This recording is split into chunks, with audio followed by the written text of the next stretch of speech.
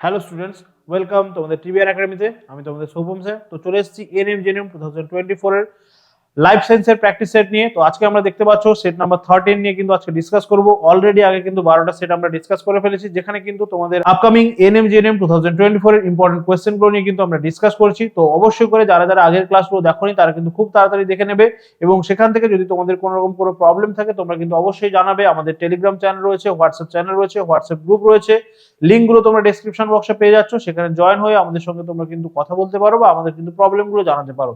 তো যারা যারা ক্লাসগুলো করছো তোমরা অবশ্যই করে জানাবে ক্লাসগুলো কেমন লাগছে, এবং তোমরা কমেন্ট করে জানাতে পারো যে তোমাদের নেক্সট কোনো টপিকের উপরে ক্লাস লাগবে কিনা, বা কোন কোন টপিক তোমাদের ডিসকাশন করে দিলে তোমাদের জন্য সুবিধা হয়। তো চলো আজকে কিন্তু আমরা ক্লাসটা স্টার্ট করছি। দেখে নিচ্ছি আমাদের কোয়েশ্চেনগুলো কি কি রয়েছে। তো দেখো, আগের দিন কিন্তু আমরা 15টা কোয়েশ্চেন নিয়ে ডিসকাস করছিলাম, আজকে কিন্তু তার একদম নেক্সট সেট নিয়ে আমরা চলে এসেছি।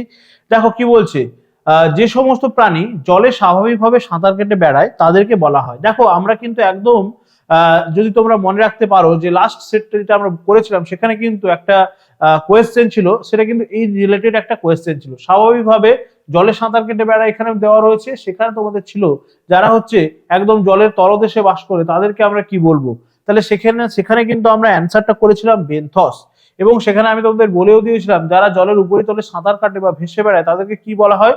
তাহলে দেখো রাইট অ্যান্সারটা কিন্তু অবশ্যই করে অপশন বি হয়ে যাচ্ছে, নেকটন। তাহলে নেকটন আমরা কাদেরকে বলছি, যারা জলের উপরিতলে ভেসে বেড়াচ্ছে বা যারা কিনা কি করছে না আমাদের সাঁতার কেটে বেড়াচ্ছে তাদেরকে আমরা বলছি গিয়ে নেকটন। ঠিক আছে, ওকে। নেক্সট যেটা রয়েছে আমরা দেখে নেবো বেনথস। আমি তোমাদের বলেইছিলাম আগের ক্লাসে যে যারা হচ্ছে জলের তলদেশে বসবাস করছে তাদেরকে আমরা বলে দিচ্ছি বেনথস। এবং ফনা কি সেটাও কিন্তু আমি তোমাদেরকে বলে দিয়েছিলাম। সেখানে ছিল ফ্লোরা।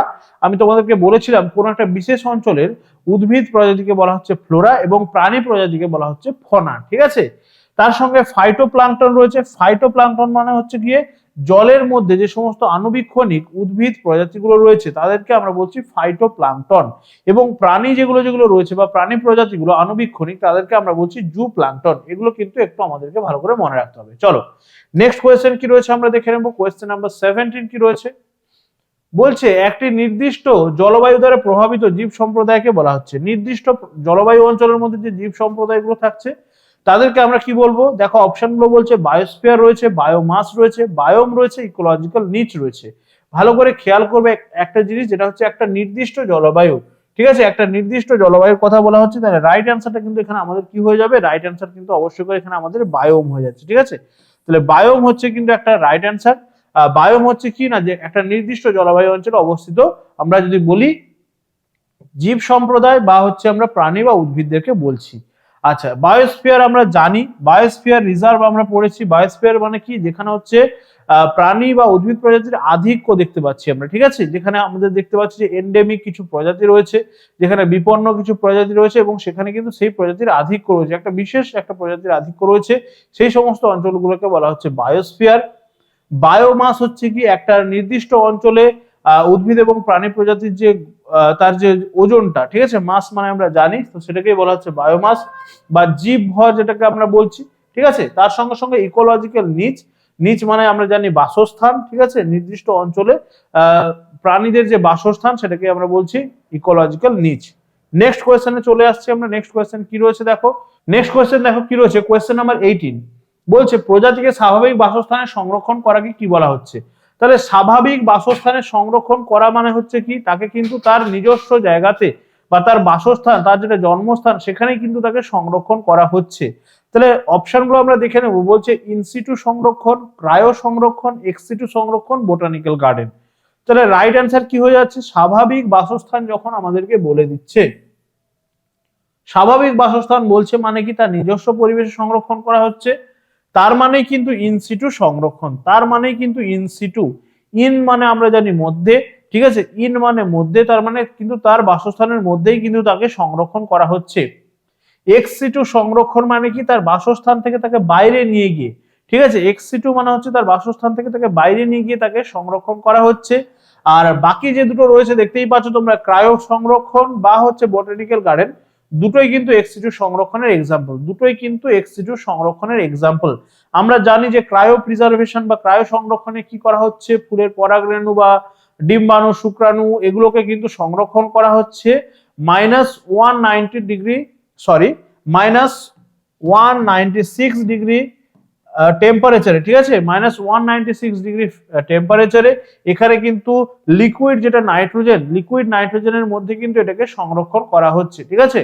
এবং বোটানিক্যাল গার্ডেন তোমরা জানো যে এখানে কিন্তু উদ্ভিদ বিভিন্ন রকম প্রজাতিকে সংরক্ষণ করা হচ্ছে, ঠিক আছে। ওকে, নেক্সট কোয়েশ্চেন কি রয়েছে? নেক্সট কোয়েশ্চেন নাম্বার 19 বলা হচ্ছে কোন উদ্ভিদ থেকে রেসারপিন উপক্ষারটি পাওয়া যায়? কোন উদ্ভিদ থেকে রেসারপিন উপক্ষারটি পাওয়া যায়? তাহলে অপশনগুলো দেখো, বলছে তামাক, সর্পগন্ধা, চা নাকি সিঙ্কোনা। এটা একদম খুব ইজি কোয়েশ্চেন, একটা খুব কমন কোয়েশ্চেন। আমরা জানি যে প্ল্যান্ট যে এক্সক্রিশনটা রয়েছে বা উদ্ভিদের যে রেচন রয়েছে সেখানে কিন্তু এই কোয়েশ্চেনগুলো রয়েছে। তাহলে উদ্ভিদের রেচনটা কিন্তু ভালো করে আমাদেরকে পড়তে হবে, সেখান থেকে কিন্তু প্রচুর পরিমাণে কোয়েশ্চেন চলে আসে, ঠিক আছে। তার সঙ্গে সঙ্গে প্রাণীদের রেচনও রয়েছে, কিন্তু উদ্ভিদের যে রেচন পদার্থগুলো সেখানে কিন্তু আমরা সেগুলোকে বিভিন্ন রকম কাজে বা তার কিন্তু অনেক কিন্তু অর্থকরী গুরুত্ব রয়েছে, তো সেই জন্য সেগুলোকে একটু ভালো করে আমাদেরকে মনে রাখতে হবে। তাহলে দেখো, রেসারপিন যে উপক্ষার, এটা কোথা থেকে পাওয়া যাচ্ছে? আমরা জানি যে সর্পগন্ধা থেকেই কিন্তু এই রেসারপিন, ঠিক আছে, রেসারপিন পাওয়া যাচ্ছে। সর্পগন্ধা থেকে কিন্তু রেসারপিন পাওয়া যাচ্ছে, ঠিক আছে। সর্পগন্ধার আমরা জানি, একটু যদি মনে রাখার চেষ্টা করতে পারি যে সর্পগন্ধার সায়েন্টিফিক নেমটা বা বিজ্ঞানসম্মত নাম রাউলফিয়া সার্পেন্টিনা, খুব ভালো হয়, ঠিক আছে। যেগুলো আমরা কিন্তু পড়ছি উদ্ভিদ বা প্রাণীগুলোর কথা, একটু চেষ্টা করব তার যদি আমরা কি করতে পারি না, সায়েন্টিফিক নেমটা একটু মনে রাখতে পারি। কারণ আমি তোমাদের আগের ক্লাসেও বলেছিলাম যে প্রিভিয়াস ইয়ারের যদি তোমরা কোয়েশ্চেনটা দেখো, সেখান থেকে তোমরা দেখবে প্রচুর পরিমাণে কিন্তু এই সায়েন্টিফিক নেম দিয়ে কিন্তু কোয়েশ্চেনগুলো দিয়েছে, ঠিক আছে। সায়েন্টিফিক নেমগুলো দিয়েই কিন্তু অনেকগুলো কোয়েশ্চেন দিয়েছে। তো সেক্ষেত্রে আমরা যদি একটু সায়েন্টিফিক নেমগুলো একটু মনে রাখার চেষ্টা করি, তাহলে দেখবে খুব সহজ হয়ে যায়, ঠিক আছে। তাহলেই দেখবে কিন্তু আমরা কোয়েশ্চেনের অ্যান্সারগুলো আর কোনোভাবেই কিন্তু আমাদেরকে ঠকাতে পারবে না, ঠিক আছে। তুমি কিন্তু জানো যে সর্পগন্ধা, কিন্তু সেক্ষেত্রে তোমাকে যদি হঠাৎ করে রাউলফিয়া সার্পেন্টিনা দিয়ে দেয়, তখন কিন্তু তুমি একটু ঘাবড়ে যাবে, ঠিক আছে, তখন কিন্তু একটু ঘাবড়ে যাবে। তো সেক্ষেত্রে মনে রাখতে হবে যে রাউলফিয়া সার্পেন্টিনা এই সর্পগন্ধা, ঠিক আছে। সর্পগন্ধা হচ্ছে থেকে পাওয়া যাচ্ছে কিন্তু আমাদের রেসারপিন। এই রেসারপিন কিসের জন্য ব্যবহৃত হচ্ছে বা রেসারপিনকে আমরা কি কাজে লাগাচ্ছি? রেসারপিন আমরা জানি যে উচ্চ রক্তচাপ বা হাই ব্লাড প্রেসার যেটা রয়েছে আমাদের, তার কিন্তু ওষুধ তৈরি করতে এইটা হচ্ছে গিয়ে আমাদের রেসারপিন কিন্তু সাহায্য করছে, ঠিক আছে। হাই ব্লাড প্রেসার,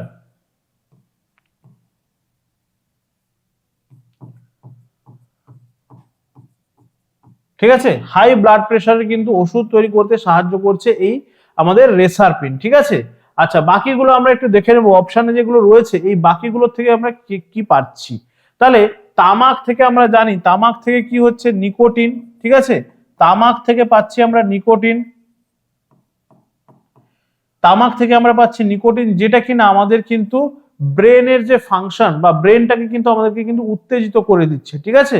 আমাদের কিন্তু ব্রেনটাকে আমাদের কিন্তু কি করছে না, উত্তেজিত করে দিচ্ছে এই নিকোটিন, ঠিক আছে।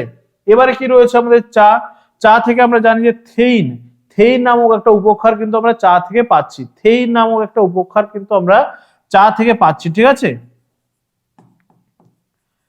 নেক্সট রয়েছে সিঙ্কোনা থেকে আমরা জানি, সিঙ্কোনা থেকে আমরা একদম খুবই একটা অতি পরিচিত নাম, ঠিক আছে, কুইনাইন। সিঙ্কোনা থেকে কুইনাইন পাচ্ছি, যেটা হচ্ছে কি আমাদের ম্যালেরিয়া রোগের কিন্তু ওষুধ তৈরি হচ্ছে এই কুইনাইন থেকে।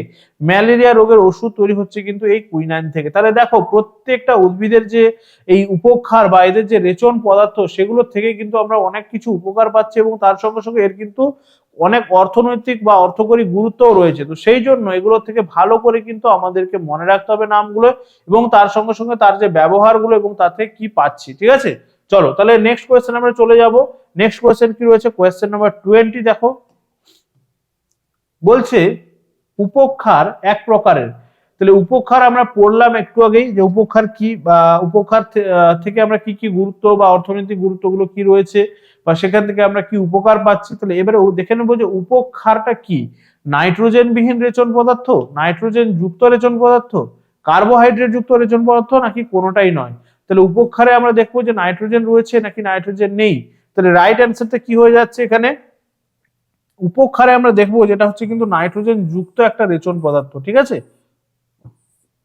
উপক্ষার হচ্ছে নাইট্রোজেন যুক্ত একটা রেচন পদার্থ।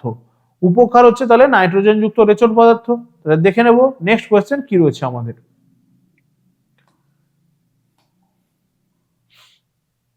আচ্ছা, বলা হচ্ছে কোনটির উপস্থিতিতে মূত্রের রং হলুদ হয়। তাহলে মূত্রের রং হলুদ হয় কিসের উপস্থিতিতে? আমরা দেখেছি যে বিভিন্ন সময় বা বিশেষ করে গরমকালে কি হয়, আমাদের শরীরের মধ্যে শরীর যখন ডিহাইড্রেট হয়ে যায় বা হচ্ছে জলের যদি যখন ঘাটতি থাকে আমাদের শরীরের মধ্যে, তখন দেখি যে আমাদের কিন্তু মূত্রের রং হলুদ হয়ে যায়। ঠিক আছে, তার কারণটা কি? এই মূত্রের রং হলুদ হয়ে যাওয়ার কারণ কি? তার মধ্যে বিশেষ কিছু একটা উপস্থিত থাকে। তাহলে অপশনটা আমরা দেখে নেব কি রয়েছে, রক্ত, হিমোগ্লোবিন, বিলিরুবিন নাকি ইউরিয়া। তাহলে রাইট অ্যান্সারটা এখানে হয়ে যাচ্ছে কি বিলিরুবিন। ঠিক আছে, বিলিরুবিন। ঠিক আছে, বিলিরুবিন হচ্ছে মূত্রের মধ্যে কিন্তু উপস্থিত থাকছে, তার জন্য কিন্তু আমাদের মূত্রের রং হচ্ছে হলুদ হয়ে যাচ্ছে। যদি অপশনের মধ্যে বিলিরুবিন না থাকে সেক্ষেত্রে আমরা কি লিখবো? যদি অপশনের মধ্যে আমরা দেখলাম যে বিলিরুবিন দেওয়া নেই সেক্ষেত্রে আমরা কি লিখবো? সেক্ষেত্রে কিন্তু একদম স্পেসিফিক অ্যান্সার হয়ে যাচ্ছে আমাদের ইউরোক্রোম। ঠিক আছে, ইউরোক্রোম ভালো করে কিন্তু মনে রাখতে হবে, ইউরোক্রোম। ঠিক আছে,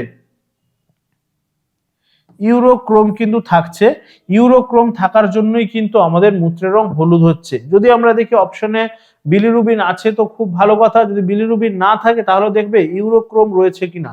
ঠিক আছে, যদি বিলিরুবিন না থাকে সেক্ষেত্রে আমরা দেখবো যে ইউরোক্রোম রয়েছে কিনা। ঠিক আছে, চলো নেক্সট কোয়েশ্চেনে আমরা চলে আসছি। কোয়েশ্চেন নাম্বার 22 কি রয়েছে দেখো, বলছে নিম্নলিখিত কোন উপক্ষারটি মানুষের রক্তচাপ কমানোর জন্য ব্যবহার করা হয়। একটু আগেই কিন্তু আমরা এটা নিয়ে ডিসকাস করলাম, উচ্চ রক্তচাপ বা হাই ব্লাড প্রেশারকে কমানোর জন্য বা হাই ব্লাড প্রেশারের ওষুধ তৈরি হচ্ছে কোথা থেকে। তাহলে আমরা জানি, একটু আগেই দেখলাম যে রেসারপিন নামক যে উপক্ষারটা রয়েছে, রেসারপিন নামক উপক্ষার থেকে কিন্তু এই হাই ব্লাড প্রেশারের ওষুধটা তৈরি হচ্ছে। রেসারপিন নামক উপক্ষার থেকে কিন্তু হাই ব্লাড প্রেশারের ওষুধটা তৈরি হচ্ছে, এবং তার সঙ্গে সঙ্গে এটা আমরা কোথা থেকে পেয়েছিলাম? সর্পগন্ধা থেকে।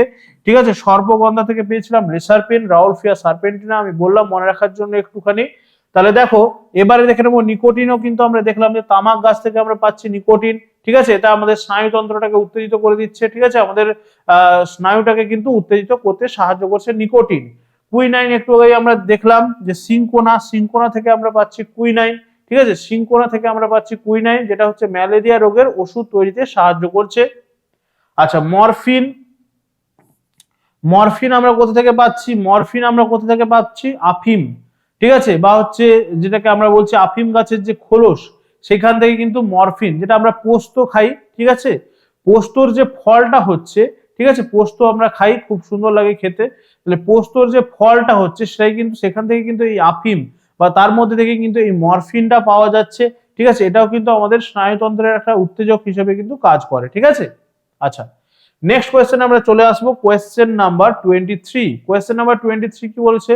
বলছে আমাদের ক্রোধ লজ্জা নিয়ন্ত্রণ করে মস্তিষ্কের কোন অংশ? ক্রোধ এবং লজ্জা নিয়ন্ত্রণ করছে মস্তিষ্কের কোন অংশ? মস্তিষ্কের কোন অংশ কি নিয়ন্ত্রণ করে, বা মস্তিষ্কের যে ফাংশন গুলো রয়েছে, অগ্র মস্তিষ্ক, মধ্য মস্তিষ্ক, পশ্চাৎ মস্তিষ্ক বা আমাদের যে পন্স রয়েছে, সেগুলোর কোনটার কি কাজ বা ফাংশন গুলো কিন্তু আমাদেরকে ভালো করে মনে রাখতে হবে।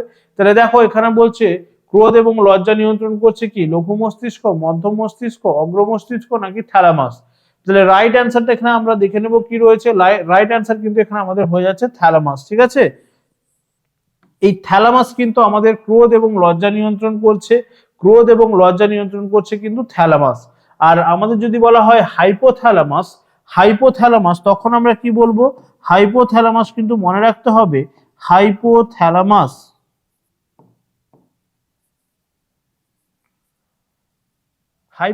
কি করছে? আমাদের উষ্ণতা নিয়ন্ত্রক বা শরীরের যে উষ্ণতা নিয়ন্ত্রণ করছে। ঠিক আছে, হাইপোথ্যালামাস উষ্ণতা নিয়ন্ত্রণ করছে, এটা কিন্তু মনে রাখতে হবে। তাহলে আমাদের শরীরের উষ্ণতা নিয়ন্ত্রক বা আমাদের যে বডি টেম্পারেচার, এটাকে কে কন্ট্রোল করছে? হাইপোথ্যালামাস কিন্তু বডি টেম্পারেচার কন্ট্রোল করছে। আবার হাইপোথ্যালামাসকে আমরা বলছি কি সুপ্রিম কমান্ডার। হাইপোথ্যালামাসকে আমরা বলছি সুপ্রিম কমান্ডার বা মাস্টার গ্ল্যান্ড, এটা কিন্তু মনে রাখতে হবে। চলো নেক্সট কোয়েশ্চেন কি রয়েছে আমাদের কাছে দেখে নেবো। নেক্সট কোয়েশ্চেন কি রয়েছে?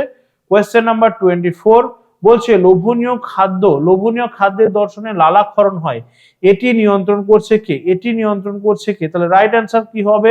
অপশনগুলো দেখে নিই আমরা, গুরু মস্তিষ্ক, লঘু মস্তিষ্ক, সুষুম্না শীর্ষক নাকি সুষুম্না কাণ্ড। ঠিক আছে, তাহলে লোভনীয় খাদ্যের দর্শনে লালাক্ষরণটাকে নিয়ন্ত্রণ করছে কে? এটা হয়ে যাচ্ছে আমাদের রাইট অ্যান্সার কে না এই সুষুম্না কাণ্ড। ঠিক আছে, সুষুম্না কাণ্ড এটা হয়ে যাচ্ছে আমাদের রাইট অ্যান্সার। Just second.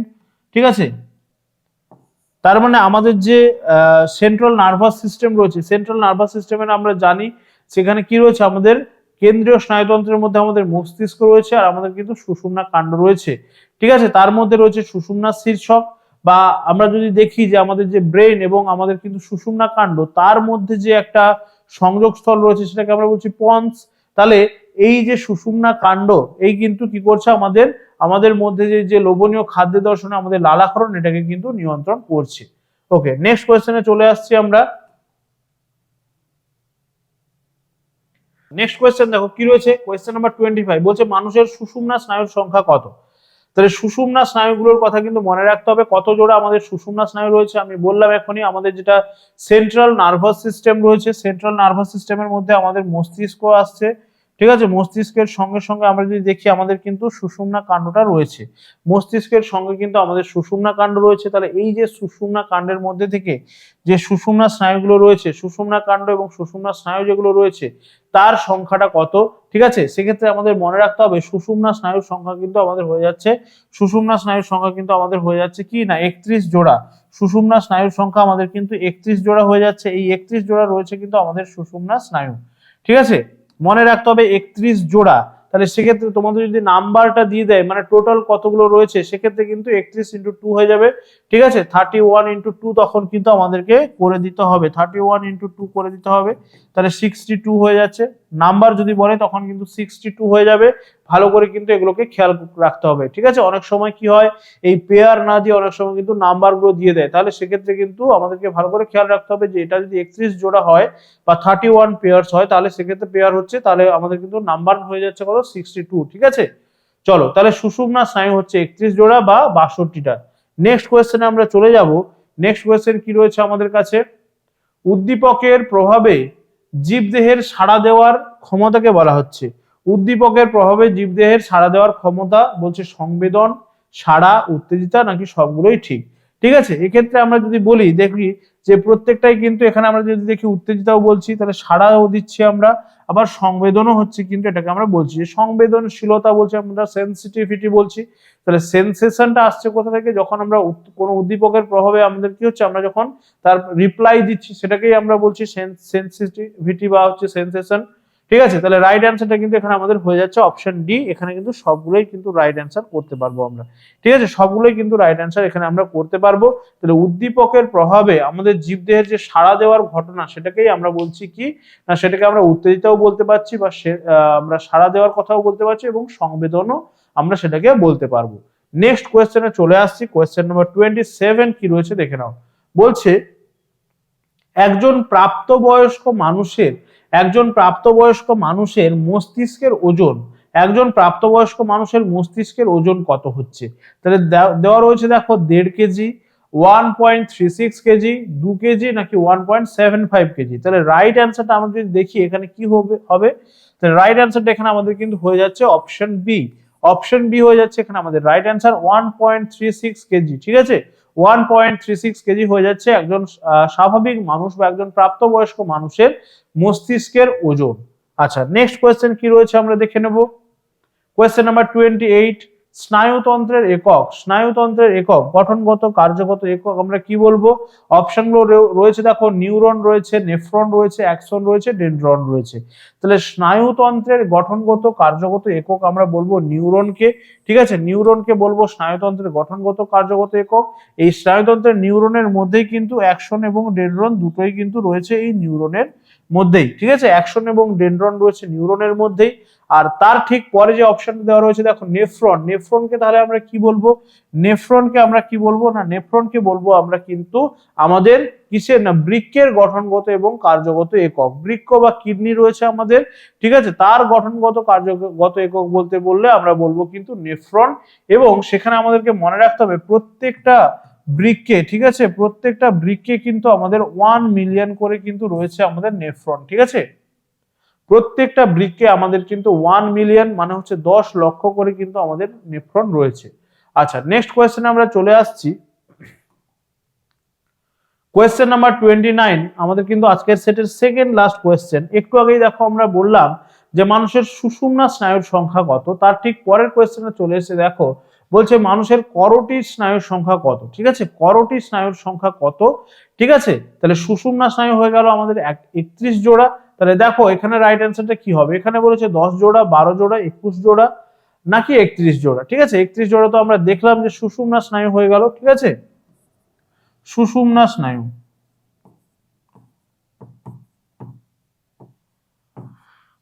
তাহলে সুষুম্না স্নায়ু হয়ে গেল আমাদের 31 জোড়া। তাহলে এখানে আমরা দেখবো যে করোটি স্নায়ুর সংখ্যা কত। তাহলে করোটি স্নায়ুর সংখ্যা আমাদেরকে মনে রাখতে হবে, আমাদের কিন্তু 12 জোড়া রয়েছে করোটি স্নায়ু।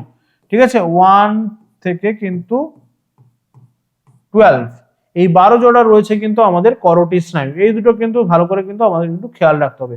করোটি বললে মনে রাখবে 12 জোড়া, আর সুষুম্না বললে মনে রাখতে হবে আমাদেরকে 31 জোড়া।